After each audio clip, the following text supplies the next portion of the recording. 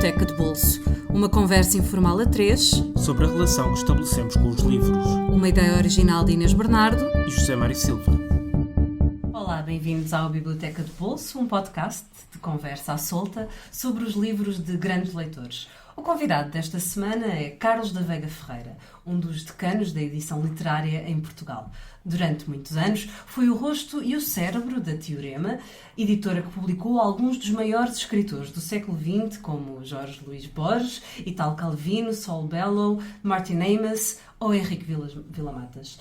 Quando se desligou da Teorema, entretanto integrada no Grupo Leia, criou um novo projeto, a editora Teodolito, que mantém os mesmos princípios, as mesmas linhas estéticas e o mesmo compromisso com a literatura. Olá, Carlos, muito obrigado por ter aceitado o nosso convite. Por me terem convidado. Vamos começar pela sua primeira escolha, as obras completas do Jorge Luís Borges, que publicou na Teorema. E, de certo, há pelo menos uma geração, talvez mais, de pessoas que começaram a ler Borges por sua causa. Por causa dessa magnífica edição. Talvez, mas chegaram tarde. Chegaram tarde, porque já havia edições antes. O Borges é um caso curioso na minha vida. Eu fui toda a vida leitor. Toda a vida, quando digo toda a vida, digo mesmo toda a vida.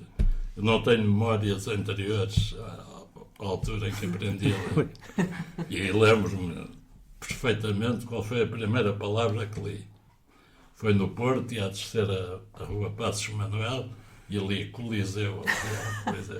Tinha pai 4 anos. Mas depois comecei a ler. Pois o resto foi uma vida inteira a ler palavras. Cedo. Comecei a ler e toda a vida li imenso. Eu até me gabo muito de ler livros que são uma grande merda. Mas leio de facto muito. Sim. E o Borges, um bom editor também tem que ler muita merda para depois separar o trigo do joio. O Borges chegou-me através de um livro que eu agora já não me lembro, mas acho que era bastante mau, que era um livro chamado Despertar dos Mágicos. Sim. Uma coisa do Lewis Powell e do Berger, uma coisa meio esotérica. Mas que teve grande sucesso na altura, não é? Teve um enorme sucesso em Portugal, foi publicado pela Bertrand, talvez, e em França vendeu-se imenso. Isto foi no princípio dos anos 60, quando o livro cá saiu. Eu li esse livro, e no meio desse livro havia um conto completo, que se chamava O Aleph. E eu fiquei completamente fascinado, e nunca mais parei enquanto não descobri outros livros. Depois li. Depois comprei em 74, curiosamente só para aí em 74 ou 75 é que há uma primeira edição de obras completas, que era só num volume, e que eu comprei numa livraria que já não há, chamada Romano Torres, que era junto à rua da Escola Politécnica, e que tinha sido também uma editora. Mas em espanhol. Era a edição em espanhol. Que é da MC. Não. Ou é da MC ou da outra. Não, é da MC. Uhum. É a primeira sim. É só um volume. Essa livraria era também uma editora, era, por exemplo, a editora de Salgado em Portugal. Uhum. E pronto, depois continuei a comprar o que ia sendo. Depois desta obra completa, sejam livros como o livro da Arena e tudo. E depois as obras completas já todas. E portanto cheguei ao Borges através de má literatura. Mas não sei porquê, já nem me lembro a que propósito era. Por causa da noção de infinito ou uma coisa assim, os gajos metiam o conto todo do Borges. Sim. E como é que foi depois o desafio de publicar? Depois eu decidi. Um empreendimento gigante, não é? Depois, eu tive sempre a mania de publicar o Borges. Acontece que por causa das questões legais, de heranças e não sei o quê, durante muitos anos era impossível, porque não se sabia, as questões estavam em tribunal com a Maria Kodama e com a irmã do Borges, não sei o quê, e portanto ninguém tinha os direitos, não se podia publicar. Nem se podia negociar sequer, porque não havia com quem, não é? Ia-se fazer edições piratas. Pois. Mas eu nunca fiz. Não convém. Nunca fiz. Até que de repente os direitos passaram a ser propriedade da Maria Kodama E o agente da Maria Kodama era uma agência de Londres, que também era agente de Calvino, chamada Atkinson and Wiley. E eu negociei, por acaso, para o Borges... O famoso Wiley, não é? O famoso Wiley. Para o Borges e para o Calvino. Eu negociei com eles as obras completas por um lado e para aí uns 20 títulos de Calvino no outro contrato. E pronto, conversamos, trocamos. Nessa altura eram faxes e chegámos a um acordo. Depois de ter chegado a este acordo, um belo dia recebo um fax do hoje meu amigo Andrew Wiley, que me diz: epá, você estava a negociar com a Atkinson and Wiley, o Borges e o Calvino. Acontece que eu saí e fiquei eu com os direitos. Eu é que tenho o Borges, eu é que tenho o Calvino. Portanto, temos que renegociar. E eu respondi-lhe, atrevidamente, peguei num fax, escrevi: senhor Andrew Wiley, tal, olha, eu negociei os direitos do Borges com o Calvino e do Calvino com uma agência chamada Atkinson and Wiley. Eu suponho que o Wiley que era você mesmo. E, portanto, se é verdade que o Wiley era você, não há nada a negociar. Está negociado. Mandei-lhe. E fiquei à espera. E passado para aí 15 dias o gajo respondeu-me a dizer: bem, você tem razão. Então, ficou como estava. Ficou como estava. Mandar os contratos assinados. Um bom editor também tem que ser um bom negociador, ou não? Tem, sobretudo cá em Portugal, com autores portugueses, a relação é muito pessoal em geral. Mas com autores estrangeiros é preciso... Eu acho que é sobretudo preciso ser sério e inspirar confiança. Por exemplo, com o Calvino, ainda com a Atkinson and Wiley, a Teorema tinha publicado 3 livros, a trilogia dos nossos antepassados. E depois eu escrevi à senhora que pedia mais direitos e ela dava-me umas desculpas esfarrapadas e tal. Isto porque a Teorema até 89 devia dinheiro em todo lado e a toda a gente. E depois fiquei com a Teorema. E teve que andar a saldar essas dívidas. O primeiro ano que fui a Franco foi explicar às pessoas que ia pagar. E fui falar com a agente do Calvino, que era... No fundo, recuperar a confiança também, não é? Disse: olha, eu tenho-lhe escrito muitas vezes, por causa disto, e ela disse: pois, sabe, mas é que eu não queria publicar com a Teorema, porque vocês não pagam, então. Eu disse: não pagávamos, mas vamos pagar. E, portanto, proponho-lhe uma experiência. Fazemos um contrato para 3 livros, depois logo vê. E assim foi, fiz para as Cidades Invisíveis, para o Palomar e para as 6 propostas para o próximo milénio. Eu esses fui comprando por essa ordem, exatamente. E depois assim foi. Paguei e tal, o melhor dos mundos. Sim. E, portanto, é preciso, sobretudo, que as pessoas tenham confiança umas nas outras. E no caso da literatura, da boa literatura, é muito importante ter um catálogo bom, de facto, porque, sobretudo em Portugal, em que a questão dos direitos para um grande escritor americano, inglês, ou francês, ou mesmo espanhol, os direitos que se pagam em Portugal são quase irrisórios. São peanuts, porque, claro, por causa das nossas tiragens e da dimensão do nosso mercado, faz com que muitas vezes os próprios autores prefiram cobrar menos, mas estar numa editora onde o catálogo seja prestigiante. E, portanto, isso facilita um bocado. E Carlos, chegou a conhecer o Borges? Porque ele veio a Lisboa, não é? Conheceu pessoalmente. Conheci. E como é que foi o confronto entre a imagem que tinha do escritor e depois o homem verdadeiro? Eu não sou propriamente muito maricas, mas eu vi-o na Gulbenkian, primeira vez.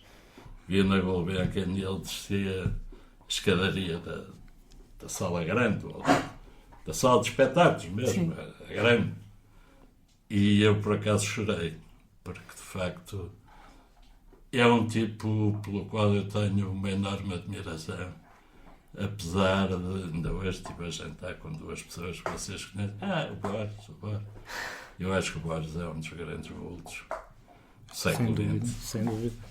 E é um tipo... Eu sou suspeito, mas pronto, Sim. mas concordo. Eu depois falei com ele e pouco. Eu já era muito velho Bem, nessa altura. Já tinha 80 e pico. Ou mais. Ou mais. E já andava sob a alçada daquela senhora. Controlava tudo. Com não é? ela depois Sim. é que estive mais vezes, porque ela depois veio cá a Portugal. Estive a jantar com ela aqui na Via Graça, ali embaixo. E controlava tudo. E ela depois quis vir ver a editora, os livros, ou foi... Não. Ela só... foi furiosa porque eu tinha publicado um livro da governanta do Borges. Eu lembro-me, sim. Que diz mal dela horrivelmente. Desculpa, a mãe chamava-lhe aquela amarela.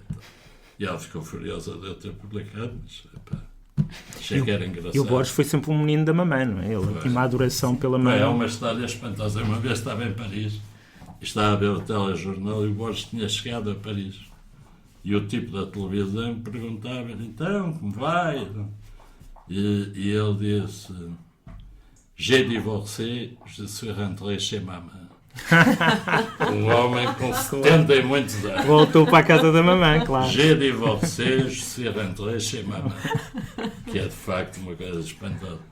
Eu suponho que ele deve ter tido sempre um problema, já li numa biografia de alguém, deve ter tido sempre um problema com mulheres, porque alguém dizia, durante a guerra ele esteve na Europa, na Suíça, não sei. E depois, quando se ia embora, com os pais, ficou nas Baleares, onde o resto se tornou muito amigo de um grande poeta espanhol chamado Cansino Vincent. E ao que consta, ele teria uns 16 anos e foi a um bordel, e ao que parece aquilo Não normal corre bem. e tê-lo-á traumatizado, porque de facto depois ele é um tipo de amores, mas são amores muito... Sim, o sexo, por exemplo, quase que não existe nos livros dele. São Não é? amores... embora Idealizados, meio coisas platónicos. lindíssimas, como eu, que tantos homens fui, não fui nunca aquele em cujos braços desfaleceu Matilde Urbar, mas de facto aquilo é tudo muito Idealizado. muito não é? intelectualizado e tal, e não há grandes histórias, não há histórias de amor nos livros do Borges, e as que há correm mal, e há facada e coisas assim. Mas é um escritor espantoso, e as pessoas têm muito parte e peri também, por razões políticas. Ele era, para mim, um anarquista completo. Cometeu algumas patetices, como aceitaram Pinochet, não é? a condecoração de Pinochet, mas também era ferozmente anti-peronista, o que também não lhe perdoava.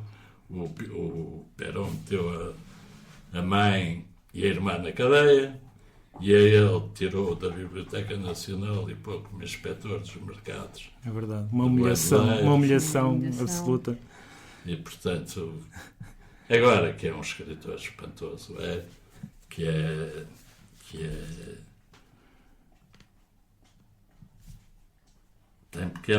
tem obras-primas em 10 páginas. É assombroso. É Que é assombroso. muito difícil de fazer. Mas se calhar pessoas. podíamos passar para um outro autor que também tem, é um grande escritor, mas que também está muito conotado politicamente, e esse ainda mais, que é E esse o... com mais razões. E com mais razões, razões, e com sim, propriedade, que é o Céline, mas que não deixa de ser, de facto, um enorme escritor. Até trouxe aqui uma curiosidade. Um belo dia, com o Nuno Judice em Paris, fui a uma brocante e encontrei para uma primeira edição Uau! o Voyage au bout de la nuit por 100 euros. Pá. Aproveitou logo, evidentemente. Onde não é? vinha um certificado de trabalho de um gajo que devia ser o dono deste jornal. O que comprou, não é? Mas é curioso que é um operário, pá, que em 42 lia o seu livro. O Céline. E até guardava recortes para... sobre Bébé Miroir de Céline, que deve ser uma crítica a um dos livros. Como isso vem da primeira página, eu não sei o que é, mas dá-me a ideia que é a apresentação de alguns livros sobre o Céline. Sobre o Céline. Este bebê era o gato de Céline. O gato de Céline. Estamos a falar do Voyage au bout de la nuit, portanto, Viagem ao fim da noite, e do Céline, este livro em particular. Os dois que eu gosto mais são este e o Mort à Crédit. São dois romances que eu considero também ao jantar. Tive algum desaguisado com as minhas companheiras. Por causa desta escolha. Coitadas, são novas. É uma voz absolutamente original no século XX, mantém-se. Isto é um romance fluvial. Uma delas diz, você gosta de literatura torrencial. Eu digo, gosto, mas também gosto do Borges, não é propriamente tão torrencial. Pois não. E de facto, este tipo é de uma modernidade absoluta. De facto, politicamente, não era aconselhável. Sobretudo por causa do antissemitismo, que era de facto insuportável. Mas o antissemitismo também, um camarada chamado Karl Marx dizia que os judeus capitalistas são judeus. Mas o antissemitismo do Céline é insuportável e, para além disso, posições dele na vida, a reação dele perante a ocupação foi, e acaba por esteve próximo de alguns círculos pois era, mas aí, ocupacionistas, aí aquela gente, colaboracionistas, sim. Essa gente, a intelectualidade francesa do tempo da guerra vacilou muito, não é? Porque o Brasilac, por exemplo, era muito amigo do Malraux ou outra gente mais à esquerda, que foi estranho. Agora, que ele de facto nunca se opôs à ocupação e depois tem consciência disso e foge para a Dinamarca, de onde sai de resto um livro simpático. Agora eu não gosto tanto, mas que é um livro importante, se chama D'un Château à l'autre, que é no fundo o trajeto dessa fuga e depois volta. Mas não é só isso, é que parece que o homem civicamente não é só uma questão política, parece que era mau tipo, mau gênio. Há um checo que vive em Lisboa chamado Listopado que conta uma história de Céline em relação à qual eu ponho algumas dúvidas porque ele é um bocado infabulador. Mas ele diz que vivia perto do Céline. Quando ele saiu de Praga, o Listopado veio trabalhar para a Embaixada de Praga, da Checoslováquia, em Paris. E vivia num bairro qualquer, e a mulher estava grávida, e a mulher começa a dar à luz, e ele foi bater à porta de um médico que vivia ali perto, que se chamava Dr. Destouches. E o Dr. Destouches disse, não ia, que não estava agora. Não estava para isso. Ele diz que era o Céline, não sei se é verdade, mas podia ser. Porque é o apelido dele, Louis Ferdinand Destouches, portanto, podia ser. Não é? Mas eu não sei se não foi o... Que forçou um bocadinho a realidade. É uma história tão boa que ele não resistiu a contar. Não? Mas acho que era mau gajo, pessoalmente. Gostava mais de gatos, de pessoas.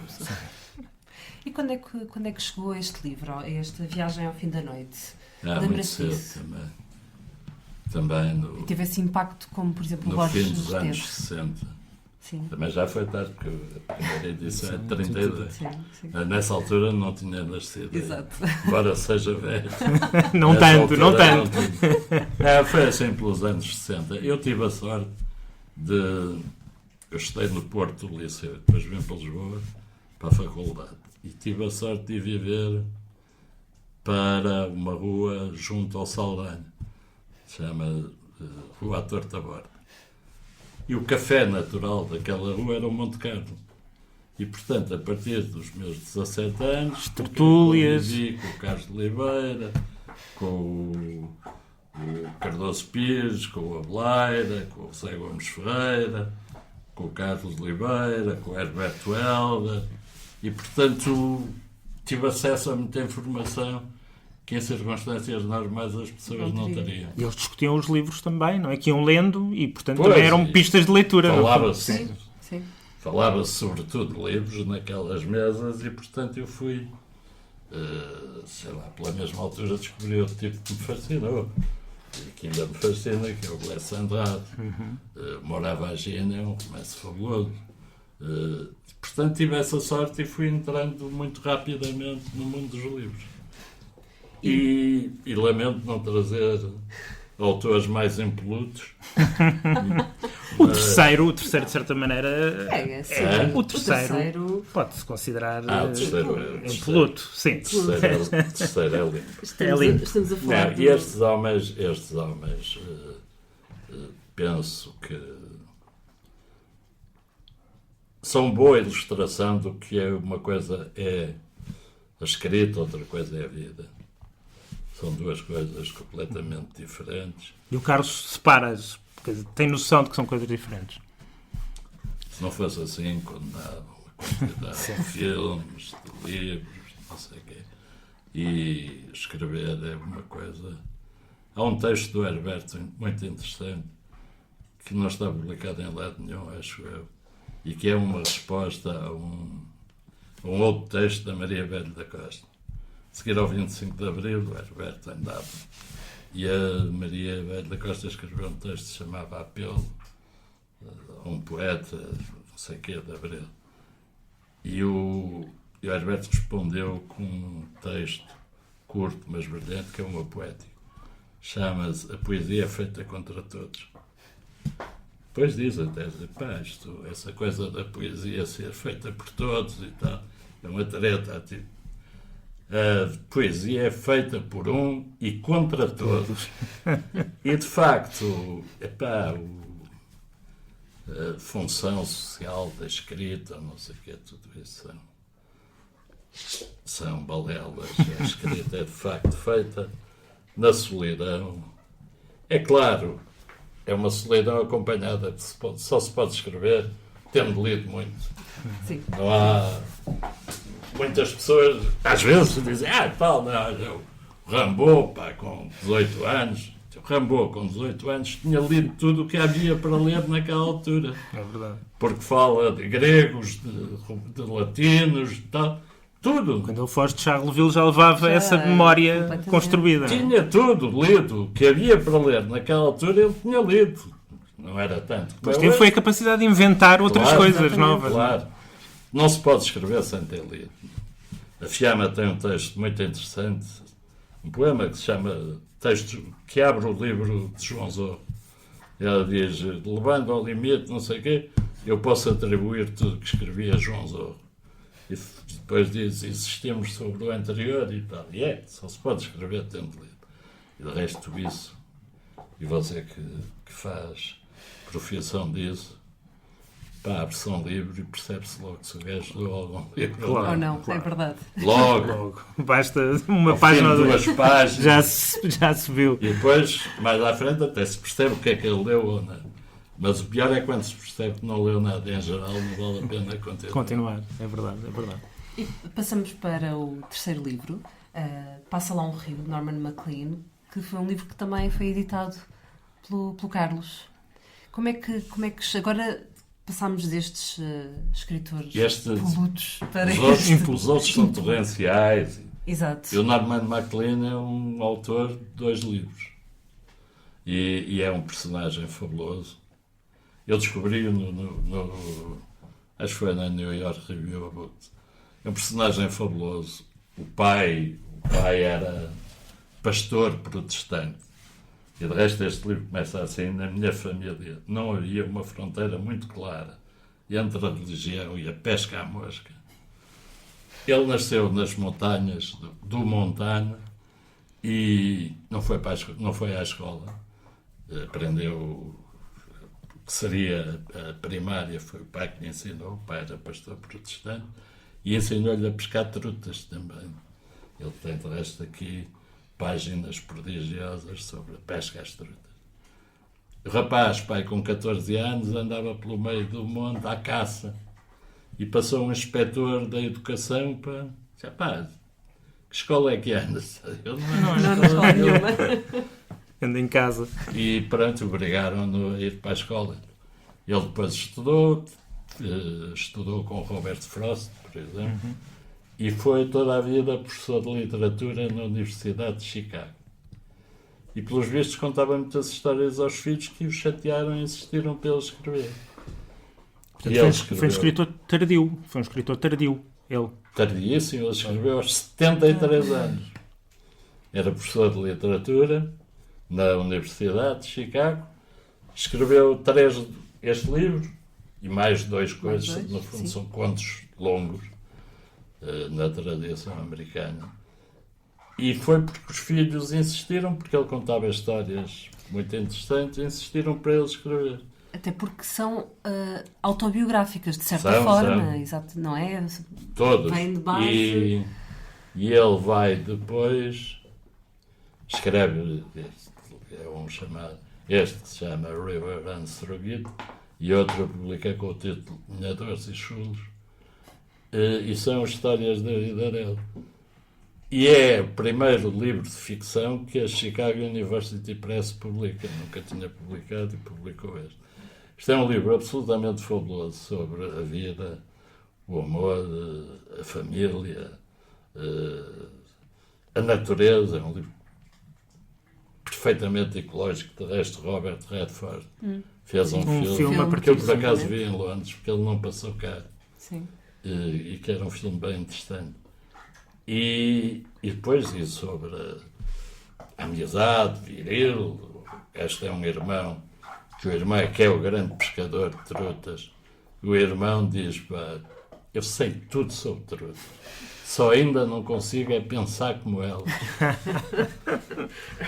O irmão depois morre numa rixa, envolve-se numa rixa com uns gajos e morre disso. E ele vai comunicar ao pai que o irmão morreu. E diz ao pai, mas olha, ele tinha os nós dos dedos todos esgaçados. O pai ficou todo contente. Porque ele resistiu. Que ele se defendeu até à última. É muito na linha do Hemingway. Sim. Sim. E depois o romance, as descrições da pesca à truta são coisas absolutamente fabulosas. Pelos vistos é uma arte complicadíssima. Mas é assim, este descobri, ele foi publicado nos Estados Unidos em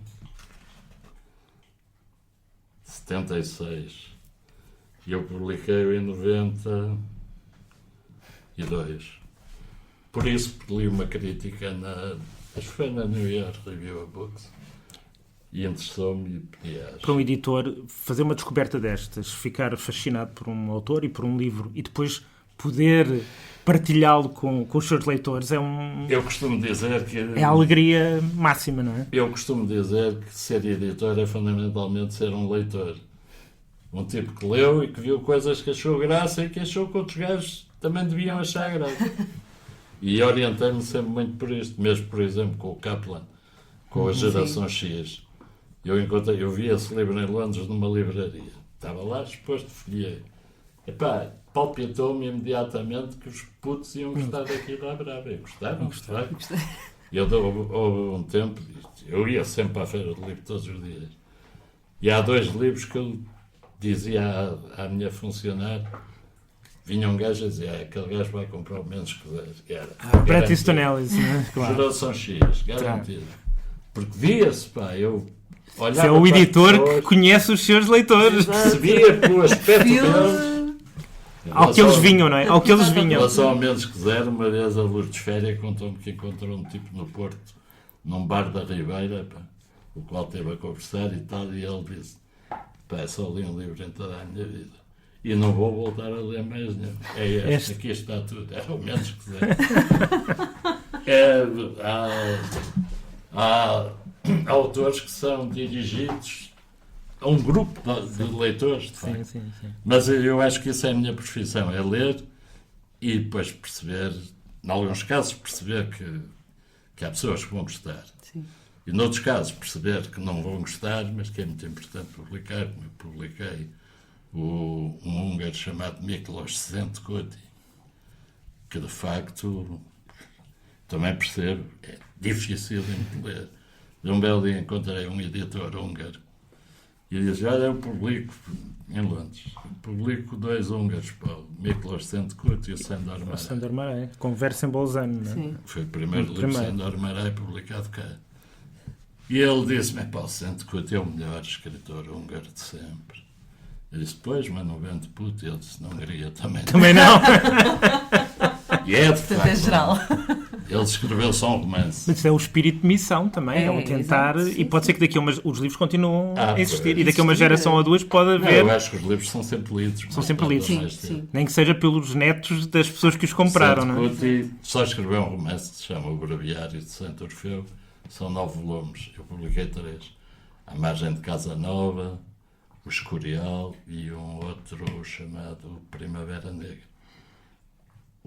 E é de facto um escritor espantoso, mas aquele é preciso, E em alguns casos é também... preciso passar além do poço Sim. para lá chegar. Para lá chegar. E em alguns casos também tenho o privilégio de conhecer e em alguns casos de ficar amigo de alguns escritores. Estou a pensar, por exemplo, no Vila Matas, por exemplo. É muitos, o Martin Emmett, o Vila Matas, o Scarmeta, muitos deles. Eu fiquei amigo de grande parte dos escritores que publiquei, exceto os que matei pelo caminho.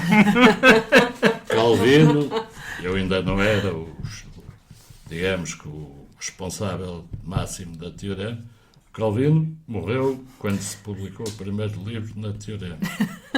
O Carver, quando fizemos a Catedral, o Carver devia vir cá em setembro, o gajo morreu em agosto. Publicado na Teorema era, na altura, Uma sentença de morte. um bocado perigoso. Isso foi para fazer a desfeita, de Havia certeza tipos que eu absoluta. gostaria de ter conhecido. Pois. Mas, de resto, conheci muita gente. E gente que dava algumas lições de dignidade. Por exemplo, o Quino. O Quino eu publiquei-o todo. E depois, quando vendi a Aleia, ele escreveu-me a dizer: pá, não quero porque eu não publico com grupos. E eu disse lá aos gajos: é pá, que ele não quer. Convide-o para vir cá, a gente fala com ele. Logo convidei. O homem foi almoçar à Leia.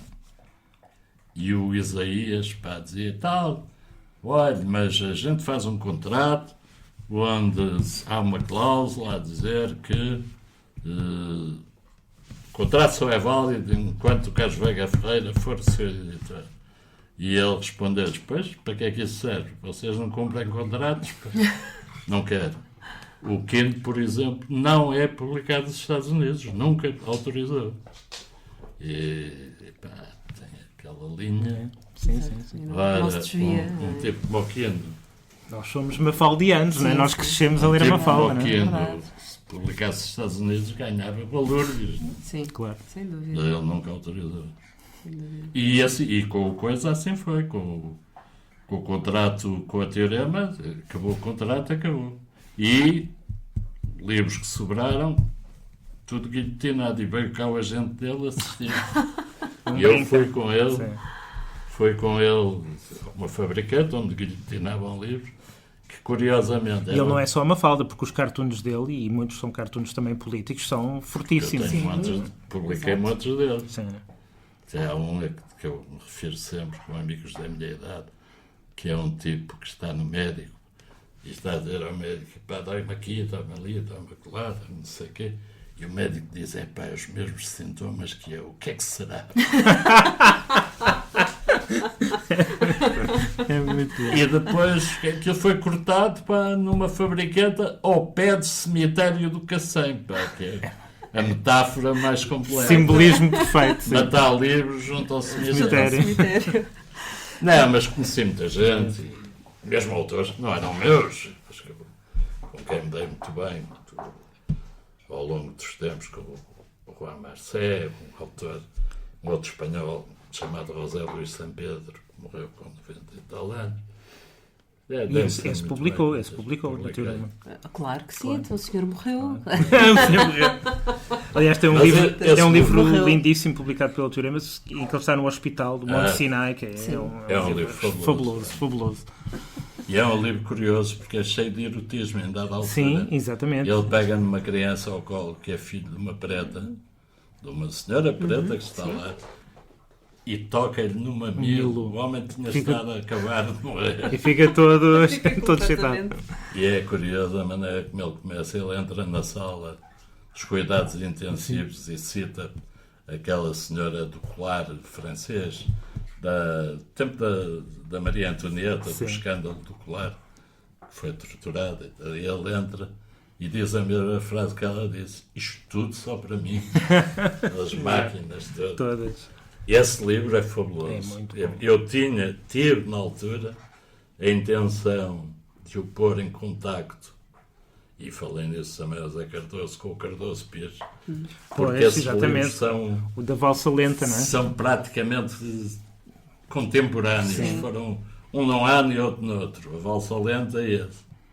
Esse chama-se Monte Sinai mesmo, Monte Sinai, é. Sim, não é? que é o nome Do hospital Hospital. de Nova Iorque.